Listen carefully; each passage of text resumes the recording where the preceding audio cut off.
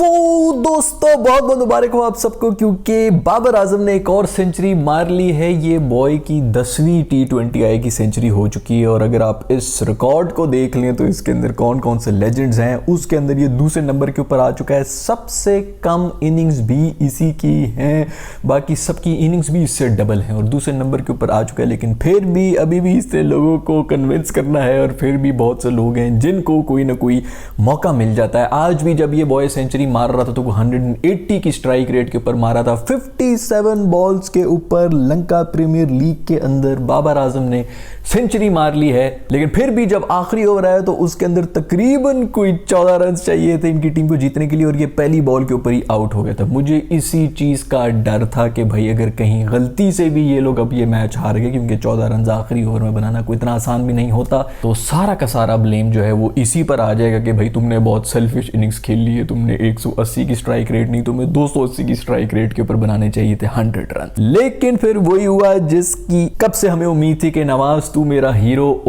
ओ hero यार, क्या कमाल इनिंग्स ने खेली। आते साथ ही एक दुकी, दूसरी दुकी, फिर छक्का चौका, मैच खत्म। नवाज तू मेरा हीरो है, और वो भी बाबर के बाद ही आके जरूर बाबर ने जाते रहते कहा होगा कि नवाज तू मेरा हीरो है, और हीरो ने आके हीरो वाली इनिंग्स खेल दी। बहुत अच्छी बात है, ये लोग वापस फॉर्म के अंदर आ रहे हैं, स्पेशली इन कंडीशंस के अंदर आ रहे हैं। यही कंडीशंस आगे एशिया कप में भी यूज होंगी, तकरीबन यही कंडीशंस इनको मिलेंगी इंडिया के अंदर भी। तो ये बड़ी ही जबरदस्त किस्म की प्रैक्टिस हो रही है इन बॉयज की। साथ ही साथ बाबर आजम को मिल चुकी है ग्रीन टोपी भी। ये अलग बात है कि पाकिस्तानियों के पास ग्रीन टोपियों का भरमार लगा हुआ है, लेकिन ये ग्रीन टोपी है सबसे ज्यादा रन्स बनाने की टोपी, जो कि इस टूर्नामेंट यानी कि जो लंका प्रीमियर लीग हो रही है उसके अंदर सबसे ज्यादा रन्स भी बाबर ने बनाए हुए हैं। और सबसे बड़ी बात पता है क्या, इस पिंकी किस्म की खूबसूरती जो है, ये बारबी मेरा जो पिंकी है, इनकी जो किट है, उसके अंदर सबसे खूबसूरत चीज ये है कि बाबर आजम की छाती के ऊपर वो जो बेटिंग यानी कि जुए वाला जो स्पॉन्सरशिप है उसका लोगो भी नहीं लगा हुआ।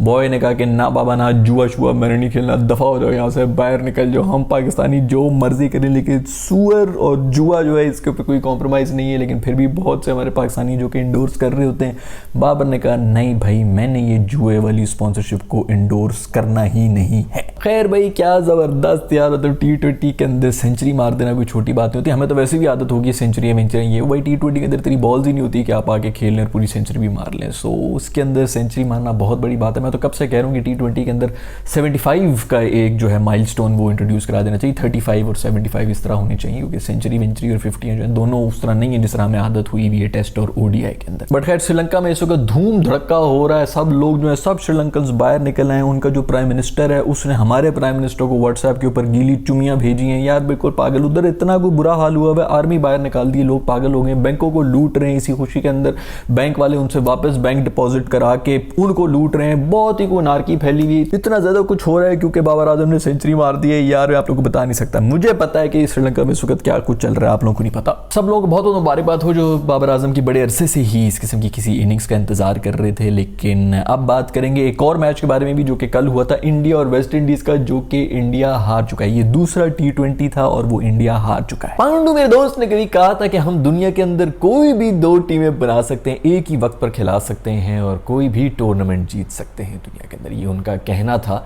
वो बिल्कुल ठीक है, मैं उनसे अभी भी एग्री करता हूं, लेकिन वो दोनों टूर्नामेंट जो है ना वो होने इंडिया में ही चाहिए। इनकी पिचेस पे हो रहे हो तो फिर 2 क्या तीसरी टीम भी बना के ये जीत जाएंगे। मैंने तो पिछली वीडियो के अंदर भी ये कहा था कि भाई इनको इंडिया से बाहर लेके जाते ही क्यों हो, थोड़े से ही वो देखो ना। मुझे तो ये समझ नहीं थी, पहली बात तो ये कि पांडु पूरी उम्र मेरा दोस्त जो है वो बनता रहा वेस्ट इंडियन, पूरी उम्र उन्हीं के स्वैग कॉपी करता रहा। आया वो कहाँ से हम सबको पता है, लेकिन अगर आप अभी उसके साथ बैठे हैं तो वो ऐसा लगता है कि भाई कोई रैपर है जो कि वेस्ट इंडीज की नेशनैलिटी छोड़कर इंडिया में आ गए गलती से और बड़ा कोई तोहफा बनकर आए हैं, जन्नतों से उतर के आए हैं वेस्ट इंडीज की जन्नतों से। लेकिन वो अपनी होम कंडीशंस में अब जब उनको प्रूफ करना है कि वो लोकली हैं, ये कंडीशंस तो उनको मतलब जीन्स में मिली हैं, फिर भी वो प्रूफ नहीं कर पा रहे हैं। ऊपर से ये भी कह रहे थे कि हारने वाला कप्तान जो है वो अगर हम कुछ नया करेंगे तो हम यूनिक बन जाएंगे। वैसे आई लाइक द ह्यूमर, लोग उसके ऊपर बड़ा उनको ट्रोल कर रहे हैं। मेरा दोस्त पांडु जो है ना उसकी हाजिर जवाबी और स्वैग में तो फिर कोई मुकाबला नहीं आया। खैर वो किसी ने ये वीडियो भी शेयर की थी मेरे साथ और इसके अंदर देखा जा सकता है कि असल में हुआ क्या है इंडिया के साथ।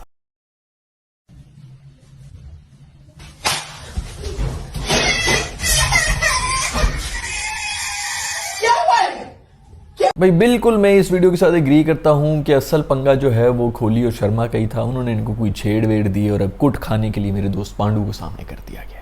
खैर बहुत ही बेहतरीन बैटिंग की थी कल वेस्ट इंडीज की तरफ से निकोलस पूरन ने, जिसका रिकॉर्ड वैसे ही बड़ा कमाल जा रहा है इंडिया के अगेंस्ट, और बहुत ही अच्छा T20I का प्लेयर है। ये और बात है कि मैं हमें 67-70 रन बनाए थे, 150 चेस कर रहे थे, फिर भी इनकी चीखें निकल गई थी। वेस्ट इंडीज वालों ने मैं हमें 16वां ओवर था जिसके अंदर 3 आगे पीछे आउट हुए थे, और वो कोई ऑन द ट्रॉट में हमें पिछला मेड इन गया था, 1 रन दिया होगा, ये वाला वैसे ही 3 आउट हुए थे, तो उसमें आप सोच ले कितना स्कोर होगा। अगले वाले में भी सारा चीखें निकल रही थी।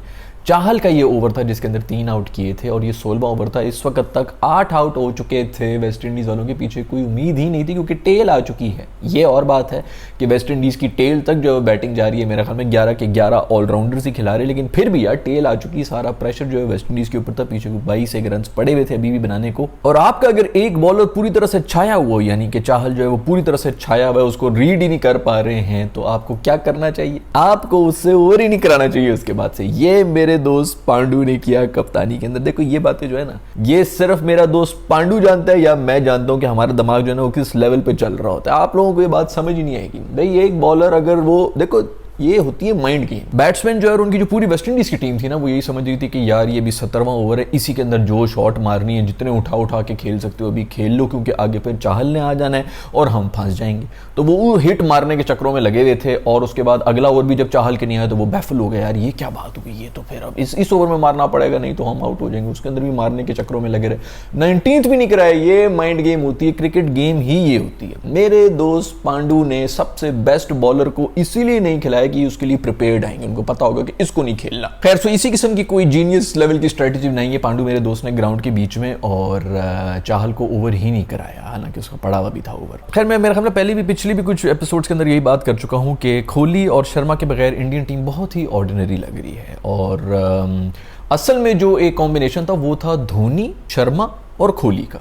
ये जो कॉम्बिनेशन था ना, धोनी जैसा कप्तान तो वैसे भी मेरा नहीं ख्याल कि पिछले 15-20 साल में कोई भी किसी भी टीम के पास आया है। खैर ये जो कॉम्बिनेशन था वो बहुत हद तक तभी टूट गया था जब धोनी चला गया था। उसके बाद अब कोहली और शर्मा जब जा रहे हैं तो ये बहुत ही ऑर्डिनरी लग रहे हैं। हाँ IPL के शहजादे हैं, वहाँ पर बहुत ज़्यादा शोर भी मच रही होती हैं कि भाई ये हो गया वो हो गया, वो एक ब्रांड बना हुआ होता है। आपकी जो भी वो लीग क्रिकेट का वो कॉम्पिटिशन हो ही नहीं सकता, वो लेवल ही नहीं हो सकता। जब 2 हल्की टीम्स आपस में खेल रही हो ना, कभी आप देखें वो मैच को, तो वो भी फंस जाता है और बड़ा मजा एंटरटेनिंग मैच हो जाता है। लेकिन इसका ये मतलब नहीं कि बड़ी क्वालिटी की क्रिकेट भी हो रही है। तो IPL के मैचेस एंटरटेनिंग होते हैं, मैंने भी देखे, मैंने एंजॉय वगैरह भी किया, लेकिन इसका ये मतलब नहीं है कि वो इंटरनेशनल लेवल का जो है उसके ऊपर स्टैंडर्ड की क्रिकेट हो रही है। खैर पॉइंट ये है कि सिर्फ IPL का नहीं होता, हर लीग गेम में इसी तरह की ही स्टैंडर्ड होते हैं। ये हर किसी को एग्री करना चाहिए इस चीज़ के ऊपर। तो वहाँ के हीरोज़ जो हैं वो मेरा नहीं ख्याल कि उनके अंदर अभी वो वाला एलिमेंट है जो कि ये कोहली, शर्मा और धोनी में था, और जो यह अक्सर होता रहा है। वसीम वकार के जाने के बाद हमारी टीम भी जो है वो बड़े अरसा जो है वो स्ट्रगल करती रही। उसके बाद मेरे ख्याल में आसिफ और आमिर की जोड़ी बनी थी, थोड़ी सी स्टेबिलिटी आई थी, तो माशाल्लाह वो दोनों ही वो बुकीज़ को प्यारे हो गए थे। अब जाके वो स्टेबिलिटी आई, तो 10-10 साल के बाद कहीं जाके इस किस्म का कोई कॉम्बिनेशन बनता है। श्रीलंका के अंदर अगर आप देख लें तो इसी तरह हुआ था जयवर्धने और संगकारा के साथ। वो जब थे टीम में तो टीम बहुत सॉलिड लग रही थी, लेकिन वो दोनों जब एक साथ ही गए तो उसके बाद से श्रीलंका पूरी तरह से रिकवर ही नहीं कर पाई है। और हमारा भी इनफैक्ट यही हुआ था। मोहम्मद यूसुफ, यूनस खान और इंजमाम, ये लोग जब थे तो वो मिडिल ऑर्डर था।